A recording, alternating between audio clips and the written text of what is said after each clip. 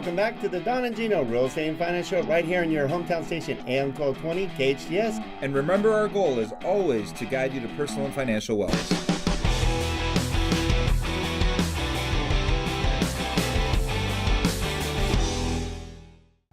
Dealing with the whole show because we're on the last segment of the show, Gino, and it's always our saddest. It is, because this is our best time of the week where we get to spend time with you to make sure that we guide you to personal and financial wellness, as we've done for almost 7 years now. All right, so we'd like you to check us out to find out more about our show for now almost 7 years, and also the catalog of over 1,800 videos on donandgino.com. That's DONANDGINO.com.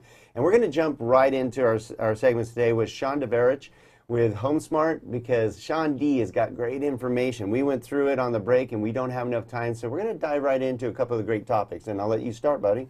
That's great. One of the things I wanted to touch on that we had spoke about before, that getting pre-approval isn't just for buyers. You know, a lot of people, when they decide to sell their home, they put a sign in the yard, they get it listed, they get the agent, they're gung-ho, they're worried about, getting the photos and the clutter and, setting up showing. Sellers need pre-approved too. But they have time. They don't have time. Wait, they paid for a mortgage already. They're gonna get approved for sure. As you know, things change daily, much less weekly, monthly, yearly. If you're not pre-approved and able to, and know that you can even buy a replacement home, you have no business even putting your home on the market and wasting your time and everyone else's time, really. And so, what I recommend is before you decide to put your house on the market, get pre-approved. You can get a pretty good idea what your equity is going to be to put down on the new home. And just make sure that you've got a good reputable lender like you guys at Skyline here to give them a pre-approval on something they're going to buy. And it still doesn't mean that their buyer's agent or seller's agent shouldn't put a home of choice contingency into the agreement. What does that mean? Well, that means that you don't necessarily have to sell your home unless you find a proper home of choice to move into. Yeah, because a lot of you probably didn't know you could do that, and right now it's imperative, because there's a good chance you have a great agent like Sean D. Your home could be sold like in a day. Are you prepared? And Sean, I love that you're making sure they're prepared, because a lot of, like you said, a lot of sellers, we don't get this topic on our show for 7 years now. I was just going to say, so I want to stop for 1 second and applaud you for bringing up something that we never talked about. In almost 7 years, hasn't come up, not once, right? Hundreds of realtors on the show, and not once has anybody brought up, hey, be careful. Be prepared. Make sure you do your homework. As a seller, not as a buyer. Make sure your contract's right. 100 times.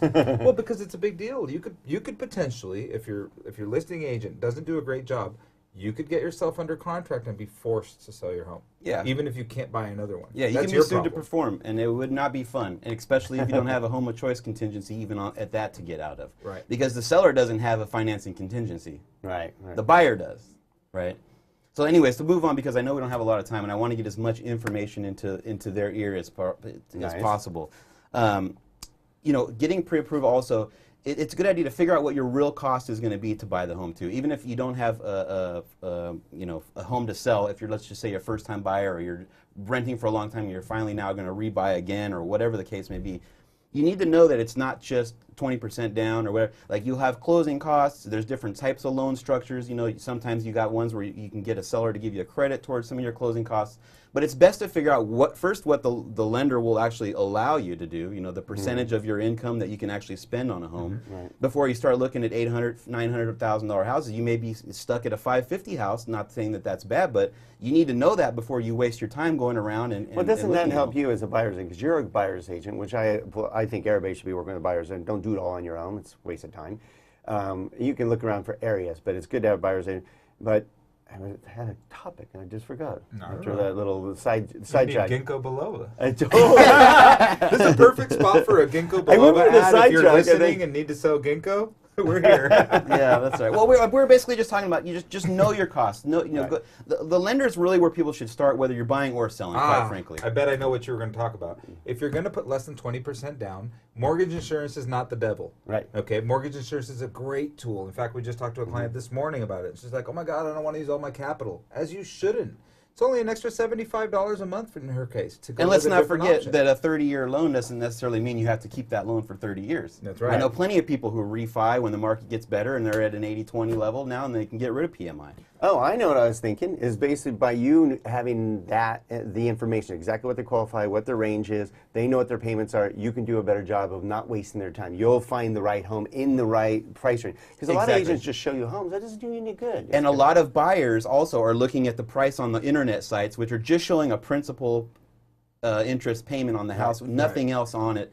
And they're figuring, oh, well, I can afford $2,600 or whatever. And that's not really the case. The best was when we were in a foreclosure market. They're like, I found this house in Sherman Oaks. It's 4,000 square feet. It's only $50,000. I'm like, no, that had a second trustee that was foreclosed on. It's not only $50,000. That's not happening. So be careful what you find online. You got to work with a pro. And even once you're pre-approved and know your level, let's say you're okay and you're set to go to a 550 house. We do things a little differently here in Santa Clarita Valley than even the San Fernando Valley. The majority of the agents there list homes that are let's just say would appraise at 650. They may put them on at 550. Get everybody that's so excited about it. But the reality is when they're done sorting through the multiple offers, the 650 cash or conventional loan person is the one that's going to win, and you just wasted your time again. So at least in Santa Clarita, I'd say the majority of the agents pretty much put them on at about what they would appraise for. Well, you're held a little accountable out here, aren't you? Yeah. I mean, people have a reputation. Those that do overlist have a reputation of overlisting, and et cetera. So you have to be careful with what you do. And I think, plus or minus 2%, right? I mean, that's, you don't know, right? The definition of value is what a seller's willing to sell for and a buyer's willing to buy for. That's right. And as an agent, you don't determine the value. You just choose a marketing price together with your seller. Yeah. But ultimately, the market will decide what the price is. That's right. We know that all too well here in California, don't we? And if you just tuned in, we're here with Sean Veritch, Sean D, we call him, with HomeSmart, and giving you some great information about, being prepared as a seller. No one talks about that. And I love also, well, nowadays, since we're talking about, market being so hot and everything, shouldn't everybody just, sell the home themselves? No, well, this FSBO, as we call it? Yeah, FSBO has been sort of the thorn in every real estate agent's side since day one. Mm-hmm. I'm not saying that, okay, it's such a broad topic, so we're going to have to just sort of do bullet points on it, right? The main thing that I want people to understand is if selling it, a lot of you are, yes, capable of selling a home on your own. I'm not saying that you absolutely should not do that. If you have many experience with real estate, and there are scenarios where you can, especially now where you have so many buyers out looking for homes. We're seeing more FSBOs actually close, but that's not the norm. The norm is all of the snags and problems that come up that the for sale by owner seller just wasn't aware of, or how they structured the contract wasn't the same. And a lot of people have to realize when you're selling a home for sale by owner, the time that you're spending, first of all, to deal with people that are likely not even pre-approved yet. The majority of the homes that actually end up, so this is why the majority of FSBOs end up going to a listing agent and are sold eventually with a buyer's agent also bringing on their qualified buyers. Most people think, well, I'll just pay the real estate. Okay, so I'm FSBO. Okay, so finally, when it doesn't sell after 60 days, they give in, right? They say, willing to participate, I'll pay a listing or a buyer's agent, their commission. So there's no reason for me to have to list the house. Well, no buyer's agent that I know that's ever done a number of deals really wants to spend a whole lot of time doing both sides of the transaction. There's nobody there to coach the seller really except you now. And then you can't because you don't have a fiduciary responsibility to them. Nor are we protected with a listing agreement for the house deal in the first place. Right. So, but the biggest thing for me, I've always talked about it every time we analyze the FSBO situation, is that seller is taking on a tremendous amount of liability in the state of California. We're in the most litigious state in the entire nation, and if they don't disclose appropriately, they don't have errors and omissions insurance. So I think you open yourself up to a huge liability selling a home in California. Not to mention the safety factor. This is huge.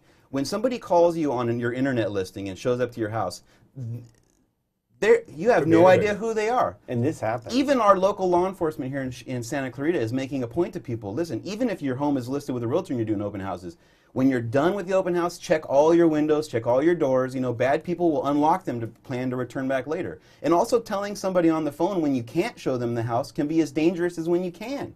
Oh, that's You're telling them when you're not there. So yeah, that's an interesting situation, right? If you think about an open house, it's, hey, Mr. Burglar, why don't you come in and see everything I have for the taking? See if you like it or not. Yeah, sorry, it won't be me. Just my wife is home, and that's not, I mean, who wants to do that, right? Yeah. All right. Sean, great job today. And I know you have a list of stuff, so we'll have you back on the show for sure. You have such good information. Hopefully you enjoyed, Sean. Sean, how can they get a hold of you, buddy? You can reach me at realestatescv.com website, or you can call my direct cell phone at 661-644-9290. And call anytime, as long as it's before 9:30 at night. All right, repeat them One one more more time. time. Yeah. realestatescv.com or 661-644-9290. Our good Boom. friend Sean Veritch, Sean D. He should be your friend, helping you with either selling or buying a home. You tell he's passionate about what he does. You love what you do. You're also very educated in what you do. I love you. Hit bullet points that are going to help you because it's difficult to be successful in real estate. It could be the most challenging thing you ever do, or it could be the most fun and rewarding thing you do if you work with great professionals like Sean Veritch. So reach out to Sean as soon as you can, and make sure you tune in every Saturday, 9 a.m. to 10 a.m. on AM 1220 KHS, or check us out at donandgino.com. Have a great weekend.